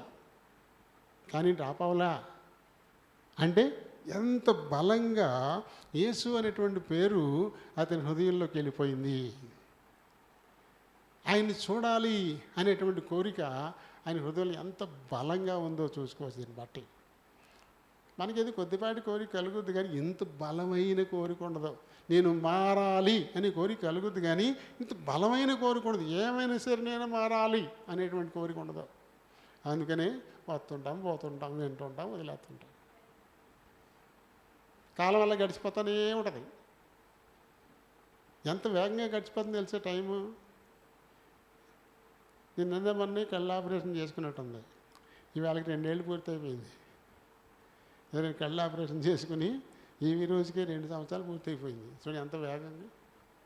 ఇంక వెళ్ళాలి చేయించుకోవాలనుకున్నాం అంతే, అప్పుడు 2 ఏళ్ళు అయిపోయింది. మరి నాన్నగారు విశ్రాంతిలోకి వెళ్ళిపోయి 20 ఏళ్ళు అయిపోయింది అండి. ఇంచుమించుగా పూర్తి స్థాయిలో ఈ పనికిరాని వచ్చి 20 సంవత్సరాలు అయింది. చూడండి ఎంత వేగంగా గడిచిపోయింది. చూడండి 20 ఏళ్ళ ఏకంగా 20 సంవత్సరాలు. 2004లోనే చనిపోయారు ఆయన. 4 సెప్టెంబర్ 8వ తారీఖున చనిపోయాడు. ఈ నెలలోనే 8వ తారీఖున చనిపోయేప్పుడే 20 సంవత్సరాలు దాటిపోయి 21లోకి వచ్చేసాం. చూడండి ఎంత వేగంగా గడిచిపోతుంది ఇదంతా కూడా. మరి ఇన్నాళ్ళుగా మనం వస్తానే ఉన్నాం కదా, ఈ వాక్కు ఏమైనా చేయడానికి చాలినటువంటిదని చెప్తున్నాం కదా. కానీ చేస్తుందా మన హృదయంలో? చేయడానికి ఏమైనా మనం అవకాశం ఇస్తున్నామా? వింటున్నాం అంతే, పక్కకే. ఓ నాకు వద్దు, ఇది నాకు వద్దు, ఇది లోపలికి వచ్చిందంటే నా మీద నాకే అసహ్యం అవుతుంది. వద్దు, ఆ వాక్కును గెంటేస్తున్నాం అంతే. ఆ వాక్కును హృదయంలో పవనించి అది మనలో చేసేటువంటి మార్పును ఆస్వాదిద్దాం అనుకోవడంలా. అదేంటి మారడానికి మనకి ఇష్టం లేదు, మారడానికి మనకి పూర్తి స్థాయిలో ఇష్టం లేదు. అలాంటప్పుడే వాక్కు మన హృదయంలోకి వెళ్ళినా అది నెలదో, అది త్రోవ పక్కన విత్తనాలు పడ్డట్టే ఉంటుంది. విత్తనాలు ఉపమానం యేసుప్రభు చెప్పాడు కదా, త్రోవ పక్కన పక్షులు ఎత్తుకెళ్ళిపోతాయి. ఇలాంటి కేటగిరీ ఎక్కువ ఉంటున్నాం మనం. త్రోవ పక్క నుండి దేవుని వాక్కు విన్నవాళ్ళు లెక్క అంతే. ఆ వాక్కు మన హృదయంలోనికి పోవడంలా, అది మొలకెత్తట్లా. నువ్వు ఆత్మీయంగా బలపడతావు? మార్పు ఎలా వస్తుంది? నువ్వు మారకపోతే, నువ్వు మార్పు చెందకపోతే దేవుని రాజ్యానికి వెళ్ళవుగాక వెళ్ళవు, నరకమే. దాని గురించి ఆలోచించం, దాని గురించి ఆలోచించు. అది ఒక్కసారిగా మీదకి వచ్చేసిన తర్వాత నువ్వు కంగారు పడ్డా చేసేది ఏమీ లేదు. ఇప్పుడు సావధానంగా దాని గురించి ఆలోచించి మనం అందులోంచి తప్పించుకోవడానికి తగిన మార్పు దేవుని వాక్కు మనలో చేయడానికి దాన్ని మన హృదయంలోనికి రానివ్వాలి పూర్తిగా. నేనేం చేసాను, ఏమైనా సరే ఎంతమంది అడ్డొచ్చినా సరే నేను ఆయన్ని చూసే తీరాలి, దారిలో వెతుక్కున్నాడు. ఆలోచిస్తే ఖచ్చితంగా ఉపాయం దొరుకుద్ది. దారిలో వెతుక్కున్నాడు. ఈయన ఏ దారి వస్తున్నాడు? ఈ దారే కదా, నేను ముందుకెళ్ళిపోతాను. ముందుకెళ్ళిపోయి అక్కడ ఏదో ఒక చెట్టు ఎక్కేసి పైన కూర్చుంటాను. ఎవడడ్డొస్తాడో చూస్తాడు నాకు, ఆయన నాకు కనపడకుండా. ఆయన నాకు కనపడకుండా ఎవడడ్డొస్తాడో ఇప్పుడు చూస్తాను నేను అనుకుంటా ముందుకు వెళ్ళిపోయి ఆ త్రోవ పక్కన ఉండేటువంటి ఒక మేడి చెట్టుని ఎక్కేసాడు. ఆ వయసులో చెట్టు ఎక్కడం వస్తుందా? రాదు. ఇప్పుడు నేను చెట్టు ఎక్కగలనా? ఇప్పుడు చెట్టు ఎక్కలేను. కొంచెం ఎక్కి దగ్గరికి తొడలలో వణుకొచ్చేస్తాయి, ఊగిపోతాయి. కానీ ఎక్కినప్పుడు బంధం వేసుకోకుండా ఉట్టిన టకటక ఎక్కేసి చెట్టు ఎక్కి కూర్చుని కొబ్బరికాయలు టకటకటక తన్నేసి తీసేసుకునేవాడు. చాలా సులువు. మా దొడ్లో అలా దొడ్లోకి వెళ్ళేసి ఆ చెట్టు ఎక్కేసి ఒక కాయ తీసేసుకుని కత్తిగా కర్రలు ఏమనకి అక్కర్లా, ఒట్టి చేతులతోటి దాన్ని నేలకేసి కొట్టి విడగొట్టేసి తీసేసి నీళ్ళు తాగేసి కొట్టుకుని మొత్తం కాయ తినేసేసి ఇంట్లోకి వచ్చాడు. ఈ చెట్టు ఎప్పుడు ఎక్కానో, ఎప్పుడు కాయ తీసానో, ఎప్పుడు కొట్టానో, ఎప్పుడు తిన్నానో కూడా ఎవరికి తెలిసేది కాదు. అంతలా ఎక్కేసేవాడు సునాయాసంగా చెట్టు. ఇప్పుడు ఎక్కుతామా? ఏ వయసుకి ఆ వయసే కదా. ఈ జక్కయ్య గారు అంత వయసులో ఉన్నాడు, చెట్టు ఎక్కే అవసరం ఆయనకి ఏం వచ్చి ఉండదు. కాబట్టి ఇప్పుడు చెట్టు ఎక్కడం ఎంత కష్టం పాపం, చాలా కష్టం. చెయ్యి ఆవిడ ఎక్కుతా ఎక్కలేకపోతే ఇప్పుడు ఎక్కడ ఎక్కుతాం మనం అని మానేసాడా? చూడండి, యేసు ఎవరో చూడాలనే కోరిక ఆయనలో ఎంత బలంగా ఉంది అంటే మనుషులు అడ్డొచ్చినా ఆయన కోరికను ఆపలేకపోయాయి. చెట్టు ఎక్కడానికి చాలా ఇబ్బందికరమైన పరిస్థితి వచ్చింది. అక్కడ ఎక్కలేడు పాపం. అయినా సరే తన కోరిక మానుకోలే. ఆయన చూడాలనే కోరిక మానుకోలే, తీసేసుకోలే. ఎన్ని తెప్పలు పడ్డాడో మొత్తం మీద ఎక్కేసాడు. అంతే. దానికి అడ్డంగా అవన్నీ కొమ్మ మీదకి వచ్చేసి కూర్చున్నాడు. చూస్తున్నాడు. ఇప్పుడు ఆ దారిలో వస్తున్నాడు. ఇప్పుడు ఎక్కడో ఉండగా కనపడతాడు. అక్కడి నుంచి చూడొచ్చు. ఆయన ముందెవరు నడవరు కదా, గుంపులు కింద ఆయన వెనకాల ఉంటారే తప్ప ఆయనకు ముందు నడవరు. ఒకవేళ నడిచినా ఆయన కనపడకుండా మాత్రం అడ్డుకోలేరు. అలా చూస్తా ఉండిపోయాడు. అబ్బా యేసుప్రభు ఎంత బాగున్నాడు ఈయన అని ఆయనకు ఒక్కోటి వర్ణించుకుంటున్నాడు. అబ్బా ఆయన జుట్టు, ఉంగరాల జుట్టు ఎంత బాగుంది, అబ్బా ఆయన ముక్కు చూడు ఎంత కొనదీరు ఎంతలా ఉంది, ఆయన కళ్ళు చూడు ఎంత కరుణ కనపడుతుంది ఆ కంట్లోనూ, అబ్బా ఆయన పెదాలు చూడు చిరునవ్వుతోటి, అజానుబాహుడు అని చేతులు మోకాల కంటి కిందకున్నాయి. ఇవన్నీ ఒక్కోటి చూసుకుంటూ వర్ణించుకుంటూ తన్ను తాను మర్చిపోయాడు. ఈ లోపల టక్కుమని యేసుప్రభు వచ్చి ఆ చెట్టు కింద ఆగిపోయాడు. ఈయన ఆగాడన్న సంగతి కూడా తెలియదు ఆయనకి. అలా చూస్తా లీనమైపోయి ఉండిపోయాడు. ఆగి పిలిచాడు కదా, జక్కయ్య త్వరగా దిగు, నేడు నేను నీ ఇంట ఉండాల్సి ఉంది అని. అప్పుడు ఉలిక్కుపడ్డాడు. అమ్మో ఇక్కడ దాకా వచ్చేసాడు యేసుప్రభు ఆయన చెప్పేసి జాగ్రత్తగా వింటే ఏమన్నాడు ఈయన, నువ్వు త్వరగా దిగు, ఇవాళ నేను నీ ఇంట్లో ఉండాల్సి ఉంది అన్నాడు. ఇప్పుడు ఎలా ఉంటుంది? అయ్యో బాబోయ్, ఆయన కనీసం చూద్దామనే కోరికతోటి ఇన్ని తటాలు పడ్డాను నేను, ఆయన నా ఇంట్లోకి వచ్చేస్తాను అంటున్నాడే. ఎదురు బదురు కూర్చుని మేము ఒకళ్ళనొకళ్ళు చూసుకుని మాట్లాడుకుంటామా? ఇంత గొప్ప అవకాశం ఇస్తున్నాడు నా దేవుడు నాకు అని చెప్పేసి ఇప్పుడు ఎక్కడం చాలా ఇబ్బంది పడి ఉంటాడు. ఇప్పుడు దిగడం చాలా సులువుగా దిగేసి ఉంటాడే. దూకేసి ఉంటాడు. దిగుతాడా టక్కుమని దూకేసి ఉంటాడు. దిగి వచ్చేసాడు కిందకి. అంతే. ఇప్పుడు మొదలైపోయింది అతనిలో మార్పు. ఏమని రాయబడింది? చేర్చుకున్నట్టు 6వ వచనంలో మనం చూస్తే అతడు త్వరగా దిగి సంతోషముతో చేర్చేసుకున్నాడు. మన ఇంట్లో చేర్చుకోవాలంటే ముందు ఎక్కడ చేర్చుకోవాలా? మన హృదయంలో చేర్చుకుంటేనే ఇంట్లోకి వస్తారు. మన హృదయంలో స్థలం లేనప్పుడు ఇంటి దాకా రారు ఎవరునో. రోడ్డు మంచి పంపించేస్తాం. మన హృదయంలో చోటు ఉంటే ఇంట్లో దాకా వస్తారు. ఇంకా బాగా చోటు ఉంటే బెడ్రూమ్ దాకా వస్తారు.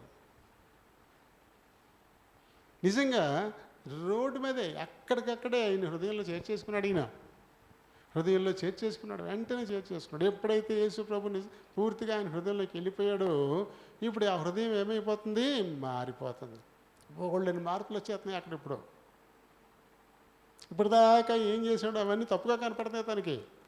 బాబా ఎంత దారుణంగా జనం దగ్గర దోచుకున్నాను, పిల్లికి విషయం పెట్టలేదు కదా నేను, ఒక్క పేదోడు కూడా కనికరించలేదు కదా, ఒక్క యాగాన్ని వదల్చలేదు కదా, ఎంత దుర్మార్గంగా నడుచుకున్నాను నేను.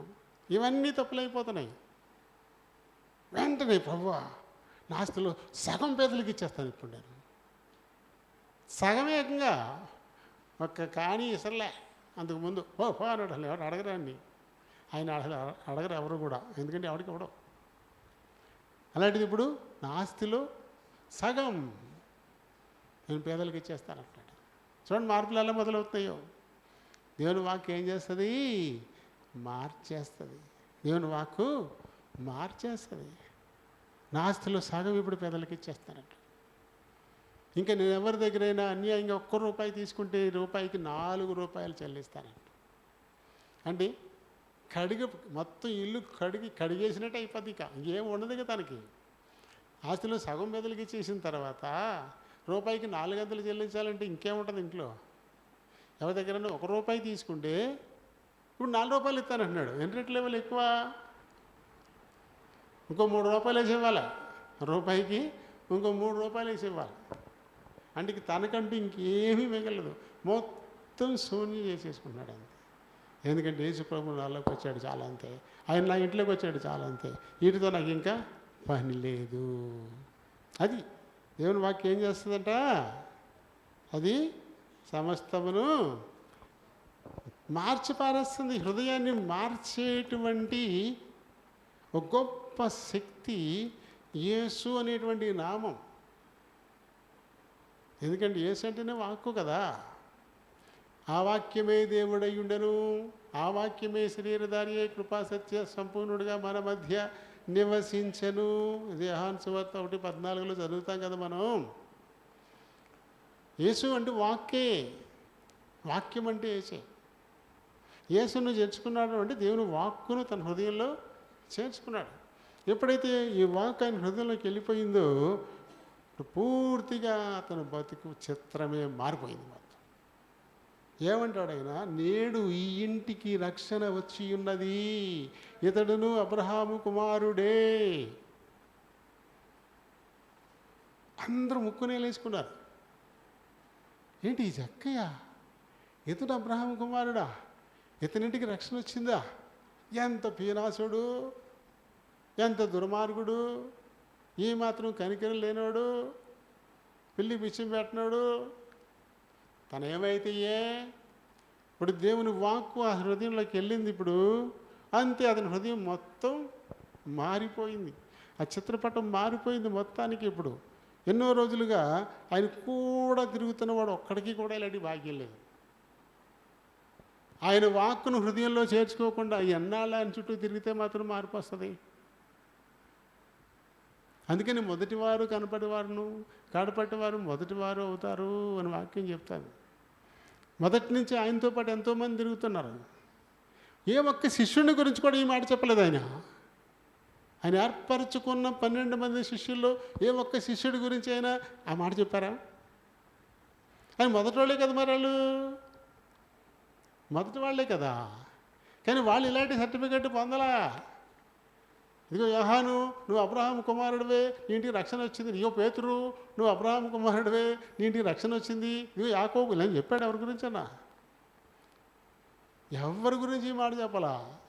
ఆయన చుట్టూ ఎన్నాళ్ళ నుంచో ఆయన కూడా ఉంటున్నా సరే పూర్తిగా ఆయనకు హృదయంలో చోటిచ్చిన వాళ్ళు లేరు. అందుకని ఆకాశ పక్షులకు గూళ్ళును నక్కలకు బొరియలు ఉంటాయి, కానీ మనిషి కుమారుడు తలవాల్చుకోవడానికి స్థలమే లేదు అని చెప్పాడు. ఆ 12 మంది శిష్యుల హృదయంలో కూడా ఆయనకు పూర్తిగా చోటు లేదు. కానీ ఇప్పుడు పొట్టి జక్క ఇచ్చేసాడు ఆయన హృదయంలోకి చోటు దొరికేసింది ఆయనకి. మరి దేవుని వాక్కు నీలో మార్పు తీసుకొస్తుందా? నేను మారుస్తుందా? పట్టి జక్కేలో ఉన్నటువంటి అవలక్షణాలన్నీ మారిపోయినాయే. పేనాసుడు, పిల్లికి వచ్చి పెట్టడు, కళ్ళెదురకుండా ఈ బెచ్చగాడు చచ్చిపోతున్నా సరే ఒక్క ఏగాని దానం చేయడు. అంత కఠినాత్ముడు, సొంకం వసూలు చేసుకునేవాడు. ఒక్క రూపాయి కూడా బోనీ కాలేదండి బాబు, అలా తిరిగి వచ్చాక ఇస్తాను అన్న ఒప్పుకోడు. పుట్టగడట అంటాడు అంతే. అంత కఠిన ఆత్ముడు. కానీ ఏమైపోయాడు? దేవుని వాక్కు ఆయన హృదయంలోకి పోయింది. పూర్తిగా అతని హృదయాన్ని మార్చేసింది అంతే. పూర్తిగా ఆయన హృదయాన్ని మార్చి పారేసింది. దేవుని వాక్కుకున్నటువంటి శక్తి ఇది. మానవ హృదయాన్ని మార్చే శక్తి దేవుని వాక్కుకు ఉంది. మరి ఇన్ని సంవత్సరాలుగా వింటున్నటువంటి నిన్ను మార్చిందా? అది మార్చేలా నీ హృదయంలోని దాన్ని చోటిచ్చావా? విన్నదాన్ని హృదయంలో ఉంచుకుని దాని గురించి ఎప్పుడైనా ఆలోచిస్తున్నావా?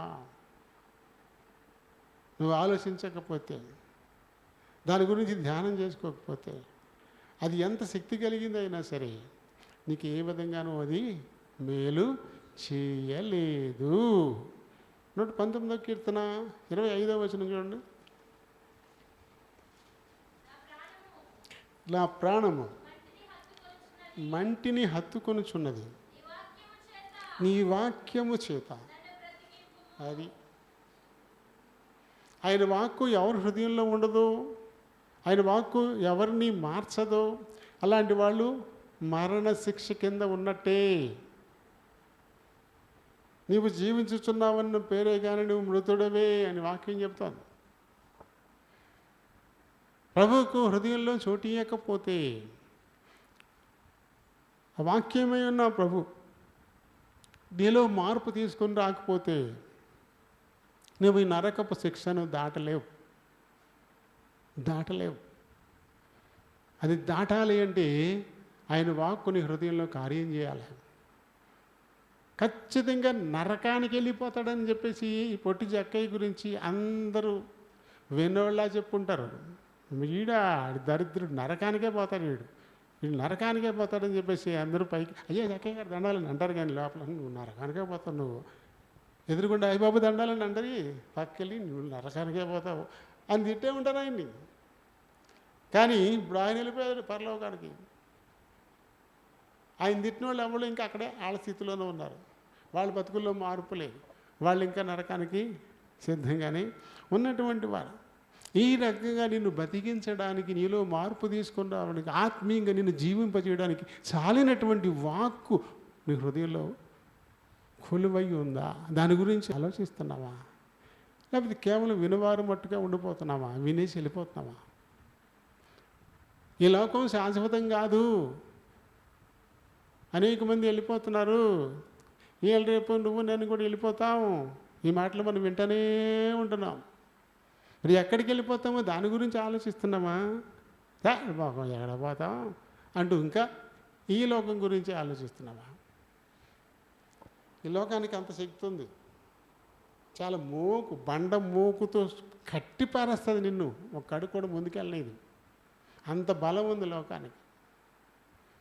కానీ అది ఎంత గట్టి తాడైనా సరే దాన్ని తెంచేయడానికి దేవుని వాక్కులో శక్తి ఉంది. ఇంతవరకు బండ మొక్కలతోటే కట్టబడ్డాడు పొట్టి చెక్కయ్య. ఇప్పుడు ఏమైపోయింది? ఆయన ఎవరో చూడాలనే కోరిక ఆయన హృదయంలో పుట్టగానే అవి కాలిపోయి ఊడిపోయినటువంటి తాళ్ళు అయిపోయినాయి అంతే. ఆ రకంగా చేయగలదు దేవుని వాక్కు. అది నీ హృదయంలో అది చేరితేనే. ఇంకా అలాగే 107వ వచనం చదువు. యెహోవా నేను మిక్కిలి శ్రమ పడుతున్నాను, నీ మాట చొప్పున. అది మిక్కిలి శ్రమ. దేవుని వాక్కు ఎవరి హృదయంలో ఉండదో వారికి ప్రతీదీ బాధలుగానే ఉంటుంది, ప్రతీదీ శ్రమ పెట్టేదిగానే ఉంటుంది. సంతోషం సమాధానం వారి హృదయాల్లో ఉండవు అసలు. ప్రతీదీ ఇబ్బందిగానే ఉంటుంది, ప్రతీదీ సహించలేని పరిస్థితిగానే ఉంటుంది. ఎందుకంటే దేవుని వాక్కు ఇచ్చేటువంటి ఒక ఓర్పు, ఒక నిరీక్షణ వారికి ఉండదు. యేసుప్రభు అంటే దీర్ఘశాంతం, యేసుప్రభు అంటే ఓర్పు, యేసుప్రభు అంటే సాత్వికం, యేసుప్రభు అంటే సమాధానం, యేసుప్రభు అంటే సంతృప్తి. ఆయన చేర్చుకున్నామంటే ఇవన్నీ నీకు వచ్చేస్తాయి. ఆయన నీ హృదయంలో ఉన్నాడంటే నీలో సాత్వికం ఉంటుంది. ఆయన నీ హృదయంలో ఉంటే సంతృప్తి ఉంటుంది.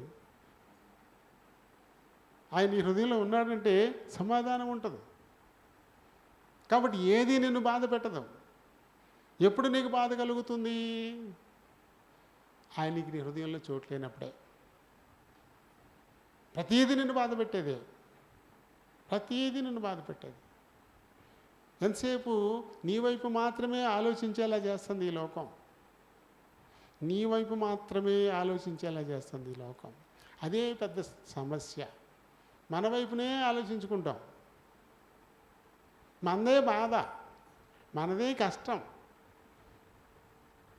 ఇతరులకి ఏం బాధలు ఉండవు, వాళ్ళకేం కష్టం లేదు. ఈ ద్వారానే ఉండిపోద్ది మనకి. కాబట్టి ప్రతి విషయంలోనూ మనం అసంతృప్తికి లోనవుతాం. అవతల వాళ్ళ దృష్టిలో ఆలోచన చేయమన్నమాట. మనం ఎదురు పడ్డారు, ఏదో అత్యవసర పని ఉండి ఎక్కడికో ఎవరినో కలుసుకోవాలని చెప్పేసి పలకరించకుండా మాట్లాడకుండా వెళ్ళిపోయారు అనుకోండి, నీ కోణంలో ఆలోచించుకుంటాం. నా ముఖం ఎప్పుడు ఇంతే, నా వెనక చూసిన వాళ్ళు ఎవరు మాట్లాడరు, అది నన్ను పలకరించాలనుకోరు, చూసావా ఎలా వెళ్ళిపోతుందో అని చెప్పేసి గుంజేసుకుని ఏమో ఏం కష్టం ఉందో, ఏం పని ఉందో, హడావిడికి వెళ్ళిపోతుందో పాపం అని ఆలోచించవు. నిన్ను పలకరించలేదు అంతే. ఇంకొకటే కోణం, ఇంకా తన పాయింట్ ఆఫ్ వ్యూలో ఆలోచిస్తే ఏమో ఏం అత్యవసరమైన పని ఉందో. ఎప్పుడు అలా ఉండదు కదా, ఎప్పుడు కనపడినా చక్కగా నవ్వుతూ పలకరించేదే. పలకరించకుండా వెళ్ళిపోతుందంటే ఏమైనా అర్జెంట్ పని ఉందేమో అని ఎందుకు ఆలోచించావు? తనకు నాకు ఏం గొడవ లేదు కదా, నా మొహం చాటేయడానికి మొన్నే కదా చక్కగా నవ్వుతూ మాట్లాడుకున్నాము. ఏదో మొత్తం మీద అర్జెంట్ పని ఉండే ఉంటుంది, తర్వాత తెలుసుకుందాంలే అనుకుంటామా మనం? ఈ ఆలోచన మనకు ఉండదు. ఎంతసేపు మన పాయింట్ ఆఫ్ వ్యూనే సమస్యలు తెచ్చిపెట్టుకుంటాం. ఇది ఎప్పుడు ఎదురైనప్పుడు మేమెందుకు కనపడతాలో నీకు, చూత కూడా వెళ్ళిపోతావు తప్పించుకుని. అవతల వాళ్ళకి అర్థం కాదు, ఇదేంటిది ఇలా మాట్లాడుతుంది, చూడు ఎలా సృష్టించేసేవు సమస్య. నువ్వు నీ కోణలోనే ఆలోచించుకోవడం ద్వారా ఇప్పుడు అందరికీ చుట్టుకుంటుంది ఆ సమస్య. సమాధానం లేకుండా అయిపోతుంది. సాతానుకున్న లక్షణం ఇది. చాలా సులువుగా చిక్కులు పెట్టేస్తాడు. అడంతసేపు నువ్వు నువ్వు నువ్వు నువ్వు అంటాడంతే. మనము అన్నేవాడు అసలు మనం అనుకున్నప్పుడు ఏం సమస్య ఉండదు, నేనే అనుకుంటేనే సమస్య. అది ఇంటికాడి నుంచే మొదలవుతుంది, భార్యాభర్తల కాడి నుంచే మొదలవుతుంది. భార్యాభర్తలు ఇది మన ఇల్లు, మనము అనుకోరు. ఇక్కడికి వచ్చిన కాడి నుంచి మళ్ళీ నేనే. భార్య కష్టపడినా కుటుంబం కోసమే, భర్త కష్టపడినా కుటుంబం కోసమే. ఇది మన ఇంటి కోసం అని అనేటువంటి ఆలోచన ఉండదు. ఇక్కడ మళ్ళీ నేనే. నీకు నీ పిల్లలకి సాకిరీ చేయాలని చచ్చిపోతున్నాను అంటది ఈవిడ.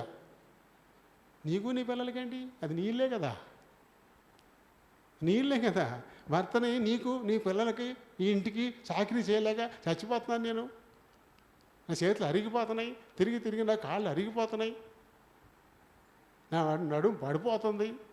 ఏ మాటలు అది ఎవరిల్లది? నీ భర్త, నీ పిల్లలు, నీ ఇల్లది. అందుకని నీకు నీ పిల్లలకి ఈ ఇంటికి ఏమంటారు దాన్ని? ఇలాంటి వాళ్ళు చాలామంది ఉన్నారు. మీరు బంగారు అక్కలు మంచివాళ్ళు, మీరు అంతే, మిమ్మల్ని అంటలే నేను. ఇలాంటి వాళ్ళు ఉన్నారు చాలామంది. గొడవలు రెడీ. ఒకరు మొగాళ్ళు అంటుంటారు కొంతమంది. పొద్దున్న వెళ్ళి రాత్రి దాకా ఎండలో మాడి చచ్చిపోతున్నాను, నిన్ను నీ పిల్లల్ని పోషించలేక అంటాడు ఆయన. అదేంటి, ఆయన ఇల్లు కదా అది, తన భార్య తన పిల్లలు కదా, ఎవరి కోసం కష్టపడుతున్నాడు తను అలా మాట. ఇలా నువ్వు నేను, మనం అనే మాట రాదు. దేవుని వాక్కు నీ హృదయంలోకి వెళ్ళినప్పుడు నువ్వు నేను పోద్ది, మనం వచ్చేస్తుంది. ఆ సంతృప్తి వచ్చేస్తుంది. నా భర్త నా కోసం, నా పిల్లల కోసం, ఇంటి కోసం ఈయనకి పగలనక ఎండలో మాడిపోతున్నాడు అని ఆలోచిస్తుంది. ఆయన స్వరం వినపడగానే గబగబా చల్లటి నీళ్ళు తీసుకుని ఎదురెళ్తుంది, ఆ చేతిలో అందుకుంటుంది. కూర్చోండి టీ పెడతానని వెళ్ళి టీ పట్టుకోతుంది. ఇవన్నీ చేస్తుంది. ఎందుకంటే నా భర్త నా కోసం, నా బిడ్డల కోసం, నా ఇంటి కోసం రెక్కలు ముక్కలు చేసుకుంటున్నాడు, ఎండనక కొండనక ప్రయాసపడుతున్నాడు. ఇది ఆలోచన. అప్పుడు ఆ ఇంట్లో సంతోషం ఉంటుంది. అంతేగాని నా కోసం చేస్తాడండి, కట్టుకున్నవాడు చేయడా, కన్నవాడు పెట్టడా, ఇలాంటి ధోరణి ఉంటే వీటన్నిటికీ పులు స్టాప్ దేవుని వాక్యే. యేసు ప్రభు అంటే సాత్వికం. Complaints, no complaints at all. కంప్లైంట్సే ఉండవు. ఇంకా కంప్లైంట్స్ లేకపోతే సమస్య లేదు. సమస్య కంప్లైంటే కారణం. సమస్యకు కంప్లైంటే కదా కారణం. ఈ కంప్లైంట్ వల్ల అసంతృప్తి మొదలవుతుంది, ఇంట్లో గొడవలు మొదలవుతాయి. ఆయన ఏం చెప్పాడు? నేను సాత్వికుడను, నా కాడి సులువుగా ఉంటుంది అని చెప్పాడు కదా. మత్తయి సువార్త 11లో మనం చదువుతాం, 29 కాడి నుంచి. నేను సాత్వికుడు అని చెప్తాడు కదా. కాబట్టి ఆయన వాక్కు మన హృదయంలోకి వస్తే అది చేయలేని పని అంటూ లేదు, అది మార్చలేనిది అంటూ లేదు, అది మార్చి తీరుతుంది. సమస్తమును ఆయన బాగుగా చేసేస్తుంది.